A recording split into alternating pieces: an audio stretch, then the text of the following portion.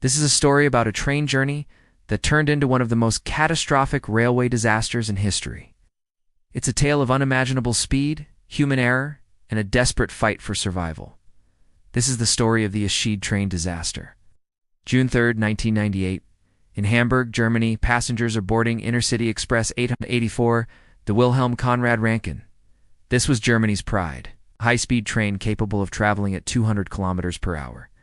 For the 287 people on board, it was just another routine trip, a smooth, comfortable ride to Hanover. The mood was relaxed. People were reading, chatting, or simply enjoying the German countryside blurring past their windows. Everything was perfectly normal. But deep within the train's structure, a tiny, invisible crack was about to unleash chaos. About 40 minutes into the journey, as the train sped along at its cruising velocity, a passenger named Jang Dittman was in coach number 1. He heard a loud metallic bang from beneath his seat. Suddenly, a large piece of metal shot up through the floor, piercing the armrest between two seats. It was a terrifying moment, but strangely, the train continued on, as if nothing had happened. Alarmed, Dittman tried to find a conductor to report the incident.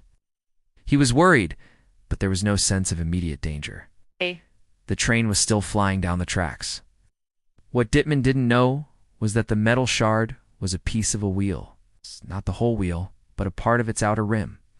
The Intercity Express trains used a unique wheel within a wheel design. An intersteel wheel was surrounded by a rubber damper and then a thin outer metal tire. This design was meant to reduce vibration and provide a smoother ride at high speeds. But on that day, the outer tire on one of the wheels of the first coach had fractured due to metal fatigue. A tiny hairline crack had grown over thousands of kilometers until it finally snapped. The broken tire, now a long, sharp metal band, uncoiled from the wheel. For a few horrifying minutes, it scraped along the trackbed, rattling and banging against the underside of the train. It was this debris that had shot up through the floor next to Jang Dittman.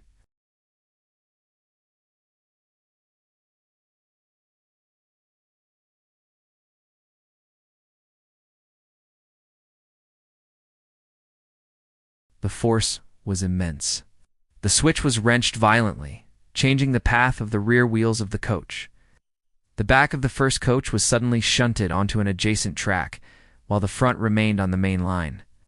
The coach was pulled sideways, slamming into the concrete pillars of a road bridge that crossed over the railway. The impact was catastrophic. The first two coaches, number 1 and 2, managed to pass under the bridge, although coach 2 derailed and flew into an embankment. The third coach, traveling at nearly 200 kilometers per hour, struck the bridge pillar head-on. The force of the collision was unimaginable. The third coach was obliterated. It also caused the bridge to collapse. The concrete deck of the 300-ton bridge came crashing down directly onto the path of the rest of the train. What followed was a scene of pure devastation. The fourth coach was crushed by the falling bridge. The fifth coach was sliced in half. The remaining coaches, still moving at incredible speed, had nowhere to go. They plowed into the wreckage, one after another, creating a horrific accordion-like pileup. The sleek, modern train, a symbol of German engineering, was compressed into a tangled, unrecognizable mountain of steel and debris, just a fraction of its original length. The dining car, the sleeper coaches, all piled on top of each other against the remnants of the bridge.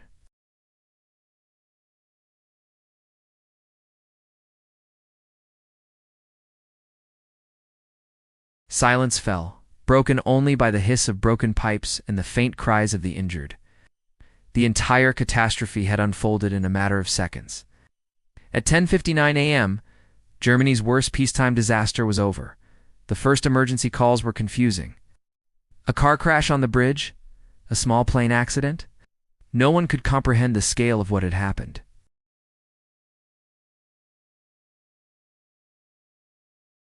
The wreckage was so dense and tangled that it was difficult to even identify where one coach ended and another began.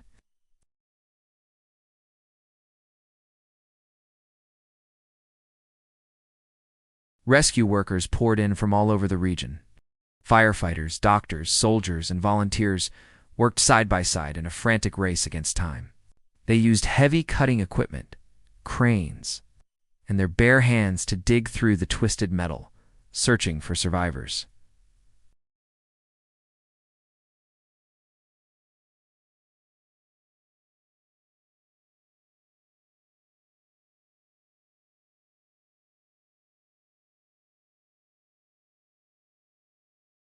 Each person pulled out alive was a small victory against an overwhelming tragedy.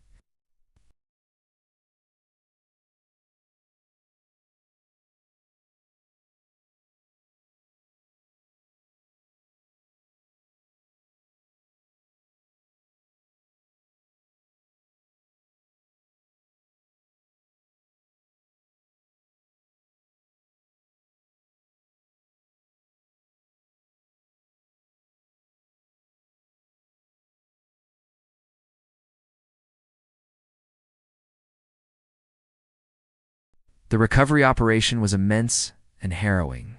It took days to carefully dismantle the wreckage and recover all the victims. In the end, the human cost was staggering. 101 people lost their lives, including 2 railway workers who had been working near the tracks. Another 88 were severely injured. The town of Ashid, with a population of only 6,000, was suddenly the center of a national tragedy.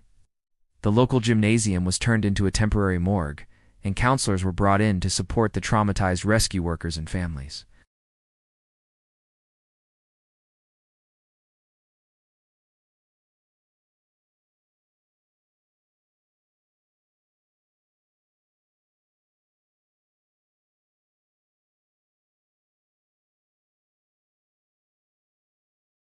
The constant stress of high-speed travel had caused microscopic cracks to form and grow, a danger that had not been fully anticipated.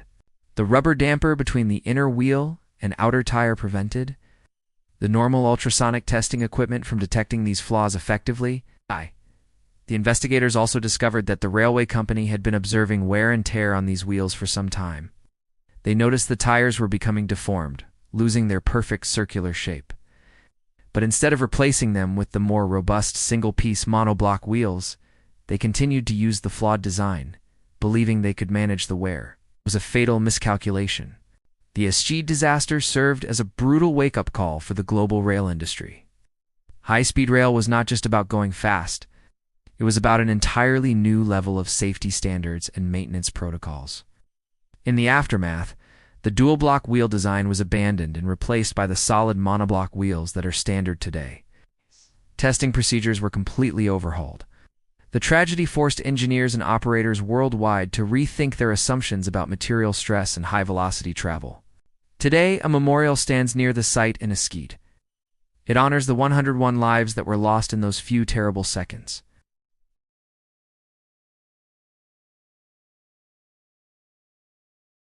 And efficiency was brought down by a single tiny crack. The story of ICE 884 is not just a story of a crash. It's a powerful lesson in humility, a reminder that even the most advanced technology is vulnerable, and that the margin for error at 200 kilometers per hour is virtually zero. Thank you for watching.